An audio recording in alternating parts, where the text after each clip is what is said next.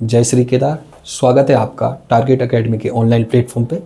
जैसे कि कल की क्लास में हम डिस्कस कर रहे थे कि महाभारत काल में उत्तराखंड का उल्लेख। ठीक है, हम महाभारत काल में उत्तराखंड का उल्लेख को डिस्कस कर रहे थे। हमने कल डिस्कस किया था कि महाभारत जो काल में है उत्तराखंड में जो है कहाँ कहाँ किन किन का शासन था महाभारत काल में। तो महाभारत काल में मैंने ये उत्तराखंड का डायग्राम बनाया है। ठीक है, रेक्टेंगल आयताकार उत्तराखंड का जो है नक्शा है आयताकार है, तो लगभग कुछ उत्तराखंड इस तरीके का है। हम यहाँ पर देखेंगे कि उत्तराखंड में किस किस का शासन कहाँ कहाँ पे था। तो सबसे पहले हम सेंटर देखेंगे तो गढ़वाल जो उत्तराखंड या बोले जो गढ़वाल का सेंटर है वो है श्रीनगर। ठीक है, श्रीनगर में जो राजा थे पिछली क्लास में हम डिस्कस कर चुके हैं। राजा कौन है? सुबाहु। ठीक है, और सुबाहु किसके राजा है? पुलिंदु के। और सुबाहु को किस नाम से जाना गया है? पुलिंदाधिपति। और पुलिंद को आगे जाके हमने कहा है कुड़िंद जाति। महाभारत में पुलिंदाधिपति कहा गया है और आगे चल के हम जानेंगे कि उत्तराखंड में रहने वाली कुड़िंद जाति। तो हमको इसे समझना पड़ेगा कि श्रीनगर में महाभारत काल में श्रीनगर में किसका शासन था? राजा सुबाहु का। और राजा सुबाहु ने महाभारत में पांडवों का साथ दिया था। किसका साथ दिया था? पांडवों का साथ। सिर्फ राजा सुबाहु ने पांडवों का साथ दिया था, इसके अलावा सारी शक्ति जो हमारे उत्तराखंड में थी उन्होंने कौरवों का साथ दिया था। ठीक है, तो सेंटर ऑफ उत्तराखंड या मतलब सेंटर ऑफ गढ़वाल जो है श्रीनगर। श्रीनगर में राजा सुबाहु पुलिंद जाति या पुलिंदाधिपति के नाम से जाना जा रहा है। तो यहाँ पर एक नाम शब्द आता है कि कुड़िंद जातियों का उल्लेख भी मिल जाता है किसमें? महाभारत में। और कुड़िंदापति किसे कहा गया है? राजा सुबाहु को। ठीक है, यहीं पर श्रीनगर के पास हम एक कहानी पढ़ते हैं कि श्रीनगर के पास जो किरात जाति के लोग रहते थे। अभी हम आगे डिस्कस करेंगे उत्तराखंड में रहने वाली जातियां, तो कोल, किरात, खस, कुड़िंद ये सब हम डिस्कस करेंगे। तो उत्तराखंड में जो रहने वाले किरात जाति के लोग थे, जो किरात जाति जैसे हम वर्तमान में भोटिया कह रहे हैं, इन भोटिया जनजातियों ने क्या करा था कि भोटिया जनजाति के लोगों ने अर्जुन के साथ एक युद्ध हुआ था। जो युद्ध हुआ था वो श्रीनगर के पास हुआ था और उस युद्ध में जो है किरात जाति ने भगवान शिव के झंडे के नीचे क्या करा था? अर्जुन के साथ युद्ध किया था। और अर्जुन ने भगवान शिव को प्रसन्न करने के लिए बिल्व केदार मंदिर का निर्माण कराया। कहां पे? श्रीनगर के पास। ये पिछली क्लास में डिस्कस कर चुके हैं।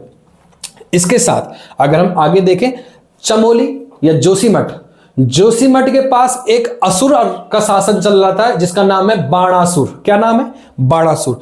बाणासुर असुर का शासन चल रहा था जोशीमठ के पास, जिसकी राजधानी थी सोनितपुर। और ये सोनितपुर पड़ता कहाँ? रुद्रप्रयाग में। और ये पड़ता है केदारनाथ के पास। तो सोनितपुर पड़ता है, वो पड़ता है केदारनाथ के पास, सोनितपुर। तो यहां पर हम क्या लिखेंगे कि चमोली में जोशीमठ के पास बाणासुर का शासन था महाभारत काल में, जिसकी राजधानी कहां थी? सोनितपुर। ध्यान रखना। और अगर पूछा जाएगा बाणासुर का किला कहां है, देखो यहां पर ये फैक्ट कंफ्यूज करेगा। बाणासुर का किला ये है चंपावत में। कहां है? चंपावत में। बाणासुर का किला है चंपावत में। और बाणासुर असुर महाभारत काल में उसकी राजधानी कहां है? सोनितपुर। और कहां से शासन कर रहा था? जोशीमठ से। ठीक है, इतना हो गया। इसको सबको नोट डाउन कर देना। ठीक है, प्लीज नोट डाउन कर लेना। ठीक, अगर नहीं है तो वीडियो को रोक के फिर पॉइंटों को नोट डाउन करना है। ठीक है, फैक्ट लिखना, कहानी को दिमाग में रखना है और जो इंपॉर्टेंट फैक्ट है उनको लिखते हुए जाना है। ठीक है, यहाँ पर थोड़ा जो है इतिहास कॉम्प्लिकेटेड है। ऐसा लगता है कि हम कोई कथा महाभारत रामायण सुन रहे हैं। बहुत सारे बच्चों को यहाँ पर ऐसा लगता है कि बहुत ज़्यादा बोरिंग हो गया।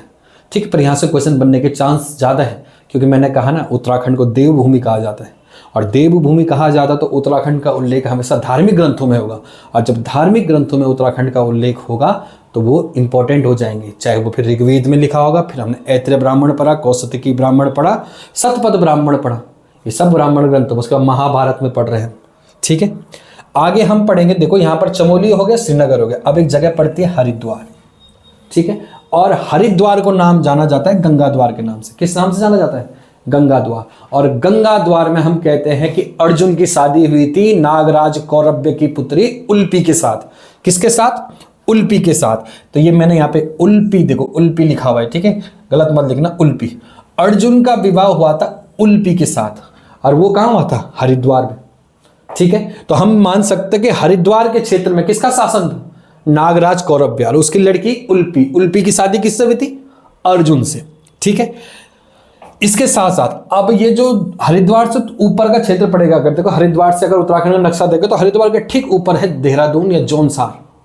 ठीक है। और देहरादून के जौनसार का क्षेत्र है, वहां पर पांडवों का सबसे ज्यादा प्रभाव है। हम कहते हैं कि जौनसार के लोग अपने को पांडवों का वंशज मानते हैं, और ये पांडवों का वंशज मानते हैं तो पांडवकालीन लाखा मंडल या लाक्षागृह भी कहाँ है, जौनसार में, लाखा मंडल में। ठीक है। इसी तरीके से हम अगर आगे पढ़ेंगे तो जौनसार में एक जगह पड़ती है विराटगढ़। कौन सा गढ़, बैराटगढ़। और बैराटगढ़ के राजा था विराट। कौन था, राजा विराट, विराट कोहली है ना, राजा विराट। राजा विराट की पुत्री थी उत्तरा। कौन थी पुत्री, उत्तरा। तो राजा विराट की पुत्री उत्तरा के साथ विवाह हुआ था अभिमन्यु का। किसका विवाह हुआ था, अभिमन्यु का। तो जौनसार क्षेत्र में जगह पड़ती है, लिखना, जौनसार के विराटगढ़ के राजा राजा विराट की पुत्री के साथ, पुत्री का नाम क्या, उत्तरा, उत्तरा के साथ शादी हुई थी किसकी, अभिमन्यु की। तो हम मानते हैं कि अभिमन्यु किसका दामाद था, विराटगढ़ के राजा का। और विराटगढ़ वर्तमान में कहाँ है, जौनसार में। ठीक है। तो ध्यान रखना है, ये भी फैक्ट इंपॉर्टेंट हो जाएगा। अभिमन्यु उत्तरा, और जो उत्तरा थी विराट की पुत्री थी, और विराटगढ़ कहाँ है, जौनसार में। ठीक है। इसके साथ साथ महाभारत के हमने पर्वों की बात करी थी, तो महाभारत के आदि पर्व, आदि पर्व में हमें अर्जुन और उल्पी का विवाह का वर्णन मिलता है कि अर्जुन और उल्पी का विवाह हुआ था। इसका वर्णन हमें आदि पर्व में मिलता है। देखो महाभारत के देखो पर्व बांटे गए हैं, मतलब चैप्टर है फेज वाइज, कि महाभारत जो है पांडवों का जीवन का अलग अलग फेज है। ठीक है। तो उसको पर्व के नाम से लिखा गया। तो सबसे ज्यादा इंपॉर्टेंट होता है वन पर्व, क्योंकि जहां सबसे ज्यादा उत्तराखंड के बारे में उल्लेखित होगा। उत्तराखंड के बारे में उल्लेखित इसलिए है क्योंकि जब महाभारत के समय, देखो अगर हम हस्तिनापुर की बात करें, वो मेरठ के आसपास का क्षेत्र है। ठीक है। हस्तिनापुर, इंद्रप्रस्थ, ये दिल्ली मेरठ वाला इलाका है, और यहाँ पर कौरवों का शासन या पांडवों का शासन चल रहा था। ठीक है। और यहाँ से जब पांडवों को अज्ञातवास होता तो पांडव हिमालय की ओर आते हैं। जब हिमालय की ओर आते हैं तो पांडव जब हिमालय की ओर यात्रा कर रहे हैं तो उसको वन पर्व का नाम दिया है कि वो वनों में विचरण कर रहे थे। और जब वनों में विचरण कर रहे थे तो वन पर्व में लोमस ऋषि, ऋषि का नाम याद है ना, कौन, लोमस ऋषि, पांडवों को गढ़वाल की उल्लेख बताते हैं कि गढ़वाल में किस तरीके के मंदिर है, गढ़वाल की अपनी किस तरीके से धार्मिक महत्व है गढ़वाल का। और पांडवों को जो है गढ़वाल के बारे में जानकारी किसने दी, लोमस ऋषि ने। कौन से पर्व में, वन पर्व में। और एक बहुत ज्यादा इंपॉर्टेंट फैक्ट बनता है कि महाभारत काल में उत्तराखंड को किस नाम से जाना गया। महाभारत काल में उत्तराखंड को जाना गया उत्तर कुरु के नाम से। इसे नोट करके लिखना कि महाभारत काल में उत्तराखंड को उत्तर कुरु के नाम से जाना गया है। किस नाम से जाना गया, उत्तर कुरु। और उत्तर कुरु में ऋग्वेद में भी जाना गया है। अब देखो यहाँ का उत्तर कुरु का मतलब यह है कि कुरु मतलब कौरव, और कौरवों का जो शासन चला था उसकी उत्तरी सीमा थी, तो उत्तर कुरु। ठीक है। कुरु का अर्थ लगाते कौरव से, तो कौरव, और जो हमारा जो राज्य है वो उत्तर में है, तो उत्तर कुरु को, कौरवों को कुरु कहा गया, तो उत्तर कुरु। कौरवों का उत्तरी शासन जो था या उत्तरी जो सीमा थी वो कहाँ थी, उत्तराखंड के पास थी, इसलिए उसका नाम क्या है, उत्तर कुरु। ठीक है। और इस उत्तर कुरु में रहने वाले दो जाति थी, एक थी पुलिंद और एक थी किरात। किरात जाति ने जो है, यहाँ के जो उत्तराखंड के लोकल किरात जाति थी, उसने जो साथ दिया वो किसका दिया, कौरवों का। मतलब हमने महाभारत काल में कौरवों का साथ दिया। ठीक है। और जो श्रीनगर का राजा सुबाहु था उसने किसका साथ दिया, पांडवों का। ठीक है। और सुबाहु जो है, सुबाहु की राजधानी थी सुबाहुपुर, जो वर्तमान में किस नाम से जाना जा रहा है, श्रीनगर के नाम से। ठीक है। तो ये सब आप लिख देना। ठीक है। इसे नोट डाउन करो। ठीक है। इनमें तो इसका स्क्रीनशॉट ले लेना। चलो ठीक है, इंपॉर्टेंट है, इसको अच्छे से नोट करना। और जिनका उत्तराखंड, शुरू में जो उत्तराखंड पढ़ रहे हैं वो बिल्कुल भी घबराना मत कि कुछ मेरे समझ में नहीं आ रहा है। ऐसा सबके साथ होता है कि शुरू में किसी को समझ में नहीं आती है चीज़ें, खासकर वो जो मैथ्स बैकग्राउंड के होते हैं, जो साइंस बैकग्राउंड वाले होते हैं, उनको लगता है क्या चल रहा है ना। तो बिल्कुल आपको इस तरीके से नहीं सोचना है। ठीक। अब उत्तराखंड, अब हेडिंग डालो उत्तराखंड का गढ़वाल क्षेत्र। हेडिंग डालना है उत्तराखंड का गढ़वाल क्षेत्र। उत्तराखंड का गढ़वाल क्षेत्र, इसी में लिखो गढ़वाल शब्द की उत्पत्ति। ठीक है, गढ़वाल शब्द की उत्पत्ति या उत्तराखंड का गढ़वाल क्षेत्र। तो सबसे पहले हम बोलते हैं इस क्षेत्र को गढ़वाल क्यों बोला गया। ठीक है, ये बहुत बड़ी मतलब एक क्षेत्र है, इसका नाम गढ़वाल है। तो गढ़वाल रखने के पीछे कारण क्या था। ठीक है, तो इस गढ़वाल रखने का जो गढ़वाल के जो शब्द, जो गढ़वाल शब्द की उत्पत्ति मानी जाती है, वो मानी जाती है राय बहादुर पातीराम, एक राइटर है। ठीक है, राय बहादुर अंग्रेजों के समय की उपाधि है, राय बहादुर पातीराम। इनकी एक किताब मिलती है Garhwal ancient and modern. Rai Bahadur Patiram की एक किताब मिलती है गढ़वाल एंशिएंट एंड मॉडर्न। इसमें राय बहादुर पातीराम क्या कहते हैं कि जो गढ़वाल का राजा था अजयपाल, आगे हम सबको डिस्कस करेंगे। ठीक है, गढ़वाल का राजा हुआ अजयपाल। ठीक, अजयपाल के समय जो है पूरा गढ़वाल 52 गढ़ों में विभाजित था। कितने गढ़ों में विभाजित था? 52 गढ़ों में। और अजयपाल को है जो भैरव देवता है या उसके इष्ट देव है भैरव, वो अपने कंधे पे उठाते, और उसको कंधे पे उठाने के बाद भैरव क्या करते हैं, अपने शरीर को क्या है विकराल रूप धारण करते हैं, और अपने धीरे धीरे अपने शरीर को क्या है विकराल रूप में धारण करते हैं, और धीरे धीरे क्या होता है उनका जो शरीर है वो बढ़ता है। एक हाइट के बाद अजयपाल को डर लग जाता है। ऐसा सब अजयपाल सपना देख रहे हैं। ठीक है, समझ लो सपना देख रहा है अजयपाल। अजयपाल को सपना हो रहा है, उसको कंधे बैठाया हुआ देखते हुए जो भैरव नाथ है वो धीरे धीरे क्या उनके जो है आकार बढ़ रहा है। अजयपाल को एक निश्चित हाइट पर अजयपाल को डर लग जाता है। वो कहते हैं बस प्रभु, ठीक है, मुझे डर लग रहा है। तो प्रभु बोलते हैं कि यहाँ से जो तेरे को क्षेत्र दिख रहा है वो सब क्षेत्र तू जीतेगा। तो अजयपाल ने उस समय जो गढ़वाल जो है 52 गढ़ों में विभाजित था, वो 52 गढ़ देख रहा था उस समय। तो अजयपाल इसके बाद प्रेरणा लेता है और ये 52 गढ़ों को विजित करता है। कितने गढ़ों को? 52 गढ़ों को। और जब 52 गढ़ों को ये विजित करता है तो इसको, इस राजा का नाम बोलते हैं गढ़पाल। किस किस नाम से जाना जाता है? गढ़पाल। 52 गढ़ों को एक किया और किस नाम से जाना गया? गढ़पाल। और धीरे धीरे भाषा का अपभ्रंश हुआ और गढ़पाल का नाम क्या हो गया? गढ़वाल। ये कहानी मुझे सबसे ज्यादा ऑथेंटिक लगती है कि गढ़पाल, 52 गढ़ों के राजा को गढ़पाल कहा गया होगा, और जो 52 गढ़ थे उनके राजाओं को गढ़पति कहा जाता था। ठीक है, कंडारागढ़, रैकागढ़, कुइलीगढ़ का सजवाण रैकागढ़, ठीक है, उप्पूगढ़ का कप्पू चौहान, ठीक है, कंडारागढ़, नागपुरगढ़, इस तरीके से 52 गढ़ों में हमारा उत्तराखंड विभाजित था। ये उत्तराखंड बोलिए गढ़वाल। गढ़वाल 52 गढ़ों में विभाजित था और उन 52 गढ़ों को जो एक किया वो चांदपुर गढ़ के राजाओं ने करा। तो चांदपुर गढ़ चमोली में है, वो चांदपुर गढ़ के राजाओं के जो वंशजों ने है उन्होंने 52 गढ़ों पर लास्ट में राज किया था। तो 52 गढ़ों में चांदपुर गढ़ से ज्यादा इंपॉर्टेंट हो जाता है।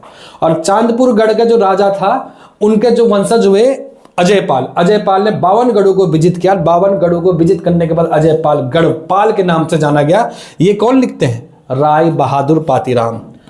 कौन लिखते हैं? राय बहादुर पातीराम। ये मैं नहीं कह रहा हूं, ये इतिहासकार राय बहादुर पातीराम कह रहे हैं कि इसके बाद गढ़वाल के शासक को गढ़पाल के नाम से जाना गया। कौन सी किताब में? Garhwal ancient and modern, Garhwal प्राचीन और अर्वाचीन।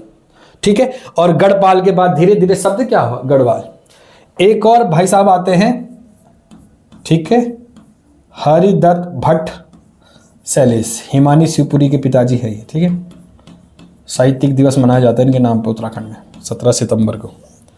हरिदत्त भट्ट सैलेस। हरिदत्त भट्ट सैलेस कहते हैं कि राज्य में बहुत सारी गाड गधेरे बह रहे हैं। ठीक है, गधेरे, गाड गधेरे, और इतने सारे गाड गधेरे हैं हमारे राज्य में, तो जिससे इस क्षेत्र का नाम क्या हो गया? गढ़वाल। तो नदियों के या गधेर, गाड गधेरों के नाम से गढ़वाल नाम शब्द पड़ा। ये किसने कहा? हरिदत्त भट्ट सैलेस ने। ठीक है, ये गढ़वाल शब्द क्या पता चला कि हमको ये गढ़वाल शब्द कैसा है। तो हरिदत्त भट्ट सैलेस का कहना था कि यहाँ पर गाड गधेरे हैं, इसलिए क्षेत्र का नाम क्या है? गढ़वाल। ठीक है, इसके साथ साथ ये तो गढ़वाल हुआ, ये तो अजयपाल के समय हुआ। और गढ़वाल का प्राचीन नाम क्या था? तो अभी लिखो, हेडिंग डालो, गढ़वाल का प्राचीन नाम। गढ़वाल का प्राचीन नाम। ठीक है, गढ़वाल का प्राचीन नाम। जिसने क्लास रेगुलर पढ़ रहे हैं, जिसने पिछली क्लास पढ़ी है, तो बताओ गढ़वाल का सबसे प्राचीन नाम क्या है? केदारखंड। क्या नाम है? केदारखंड। और पूरे गढ़वाल को किस नाम से जाना जाता था? केदारखंड के नाम से। आप ध्यान रखना है, पूरा जो गढ़वाल है क्षेत्र है उसको किस नाम से जाना गया? केदार खंड के नाम से। ठीक है, इंपॉर्टेंट है। बहुत सारे लोगों को भी ये लगता है कि हम उस जगह के हैं, हम इस जगह के हैं, इसका क्या है, विभाजन करते हैं, हम इस पट्टी के हैं, हम उस पट्टी के हैं। लेकिन हम पूरा गढ़वाल जो क्षेत्र है वो किसका है? बाबा केदार खंड और बाबा बद्री विशाल का। ठीक है, ये हमारी अंतर्राष्ट्रीय पहचान है और ये हमारा गौरव है। हम कहीं भी राज्य से बाहर जाते हैं तो हम क्या कहते हैं? हम केदारनाथ साइड के हैं, हम बद्रीनाथ के साइड के हैं, चमोली वाले। तो हमारी जो पहचान है वो ग्लोबल है। ठीक है, आप चाहे ऑस्ट्रेलिया में रहो, चाहे जर्मनी, जापान, फ्रांस, आप किसी भी देश में रहो, आपकी जो पहचान है, आपका जिला केदारनाथ और बद्रीनाथ, ये आपकी अंतर्राष्ट्रीय पहचान है। हम लोग इसको समझ नहीं रहे हैं। ठीक है, ये हमारी वैश्विक पहचान है। अगर आप कहीं भी जाओ, उत्तर भारत, दक्षिण भारत, भारत के किसी भी कोने में जाओ, बोल दो कि मैं बद्रीनाथ क्षेत्र से आता हूँ या मैं केदारनाथ क्षेत्र से आता हूँ, तो लोग तुरंत समझ जाएंगे किस क्षेत्र का है। तो समझ रहे हैं, ये हमारी ग्लोबल पहचान है और हमको इसको समझना पड़ेगा। ये हमारी उत्तराखंड वासियों की वैश्विक पहचान है। ठीक है, जय श्री केदार। ठीक है, तो गढ़वाल का प्राचीन नाम केदारखंड। केदारखंड के बाद दूसरा नाम आता है गढ़वाल का दूसरा, जो मैं अभी आपको कह रहा हूं, बद्रिकाश्रम क्षेत्र। क्या क्षेत्र? बद्रिकाश्रम क्षेत्र। केदारखंड, बद्रिकाश्रम क्षेत्र। ठीक है, तीसरा तपोभूमि। तपोभूमि देखो ऋग्वेद में भी लिखा गया है, गढ़वाल का प्राचीन नाम है तपोभूमि, और उत्तराखंड का भी तपोभूमि गढ़वाल, तपोभूमि। ठीक है, बद्रिकाश्रम क्षेत्र, केदारखंड, तपोभूमि। ठीक है, और कुमाऊं का प्राचीन नाम बोलेंगे तो कुमाऊं का प्राचीन नाम क्या है? मानसखंड। ठीक है, और ये केदारखंड और मानसखंड किस में लिखा गया है? ये लिखा गया है स्कंद पुराण में। किस में लिखा गया है? स्कंद पुराण। और पुराणों में स्कंद पुराण पहला पुराण है जिसमें उत्तराखंड का उल्लेख होता है, ध्यान रखना है। ठीक है, तपोभूमि। अब देखो गढ़वाल की सीमा।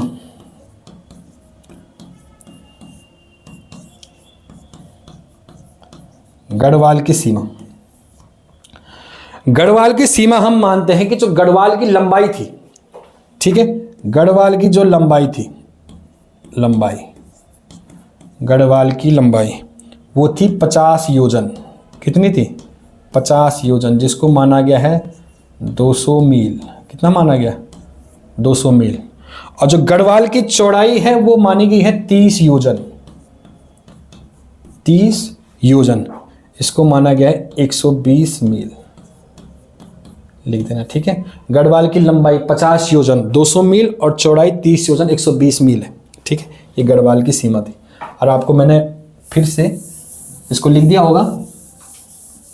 और ये हमने जो आपको स्कंद पुराण का जो कॉन्सेप्ट बताया था, स्कंद पुराण में आपको मैंने पहले भी बताया था कि स्कंद पुराण में देखो ये जगह है केदारखंड।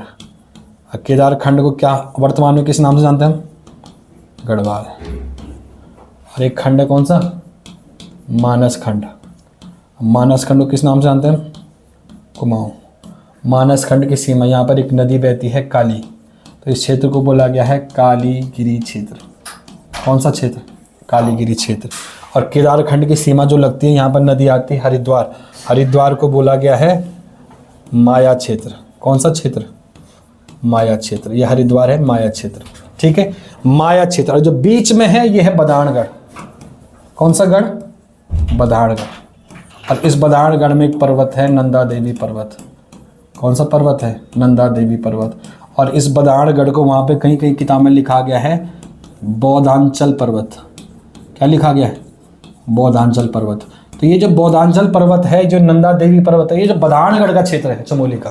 फिर से देखो, नंदा देवी पर्वत, बदाणगढ़ का क्षेत्र और बौद्धांचल पर्वत, ये एक ही है।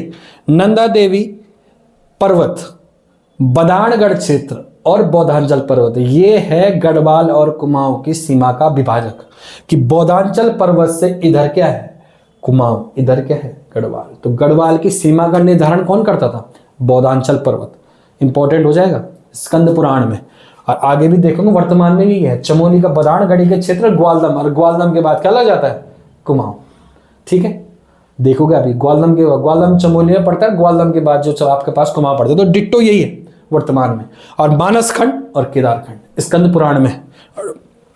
यह कालीगिरी क्षेत्र से नंदा देवी पर्वत के बीच कौन सा खंड है? मानस खंड। और माया क्षेत्र से और बदाणगढ़ या नंदा देवी पर्वत के बीच कौन सा क्षेत्र है? केदार खंड। यह आएगा लिपि पर में, इंपॉर्टेंट लिख देना, इसको समझ जाना, ठीक है। आगे लिखो,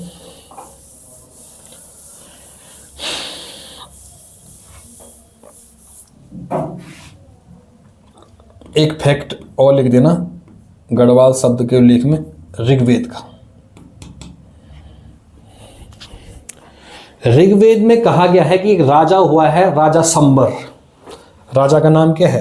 राजा संबर, ऋग्वेदिक कालीन राजा संबर। येलो में ज़्यादा लाइट लग रहा होगा ना। राजा संबर, ऋग्वेद में लिखा है कि राजा संबर है और राजा संबर के 100 गढ़ थे। कितने गढ़ थे? 100 गढ़। राजा संबर के 100 गढ़ थे और इन 100 गढ़ों को जो है, इन 100 गढ़ों को जो है, इन 100 गढ़ों पर राज किया है। इन 100 गढ़ों को जो है इंद्र और सुदास ने नष्ट किया था। किसने नष्ट किया था? इंद्र और सुदास ने। इसलिए इस क्षेत्र को यहाँ पर 100 गढ़ थे, तो ये गढ़वाल वाला क्षेत्र हो गया, ठीक है। तो यहाँ पर आ जाएगा गढ़वाल में 100 गढ़ थे और 100 गढ़ का उल्लेख किस किताब में है? ऋग्वेद में। और इन किसके राजा कौन थे? राजा संबर का 100 गढ़ थे गढ़वाल में। राजा संबर के 100 गढ़ थे गढ़वाल में, जिसको नष्ट किसने किया? इंद्र और सुदास ने, ठीक है। इंपॉर्टेंट हो जाएगा। चलो लिख दिया होगा इसको।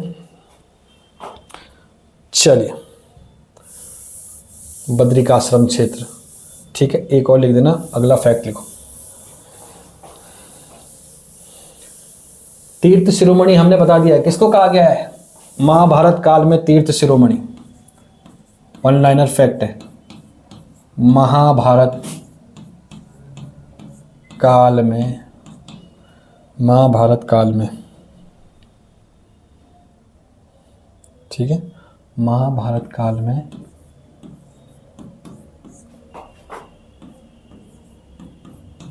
तीर्थ शिरोमणि क्षेत्र, महाभारत काल में तीर्थ शिरोमणि क्षेत्र किसको कहा गया? ये कहा गया है देवप्रयाग को। किसको कहा गया? देवप्रयाग को तीर्थ शिरोमणि क्षेत्र। और अगर एक नाम और लिखते हैं, समग्र पापों का विनाशक। समग्र पापों का विनाशक भी किसको कहा गया? देवप्रयाग को कहा गया। इंपॉर्टेंट है, ठीक है। इसके पहले लिखा चुका हूं, रिवाइज करा रहा हूं, ठीक है। इसके अलावा यहां पर 2 क्षेत्र थे जो एजुकेशन के लिए प्रसिद्ध थे, शिक्षा के लिए, गढ़वाल में, ठीक है। शिक्षा के प्रसिद्ध क्षेत्र, शिक्षा के प्रसिद्ध क्षेत्र। और शिक्षा के जो प्रसिद्ध थे प्राचीन काल में, वो था, एक क्षेत्र का नाम था बद्रिकाश्रम क्षेत्र। बद्रिकाश्रम क्षेत्र जो शिक्षा के लिए प्रसिद्ध है, आश्रम पद्धति की क्लासें चलती थी, बद्रिकाश्रम क्षेत्र। और जो दूसरे थे वो था बद्रिकाश्रम क्षेत्र और दूसरा था कण्व आश्रम। ये कोटद्वार में है ना, कोटद्वार का नाम हो गया कर्ण नगरी, कण्व आश्रम, ठीक है।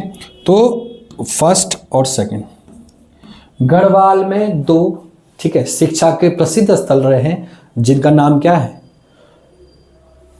बद्रिकाश्रम और कण्वाश्रम क्षेत्र, ठीक है। और हमने कहा बद्रिकाश्रम क्षेत्र गढ़वाल को कहा है, ठीक है, और कण्वाश्रम जो है कोटद्वार में, ठीक है, ध्यान रखना है।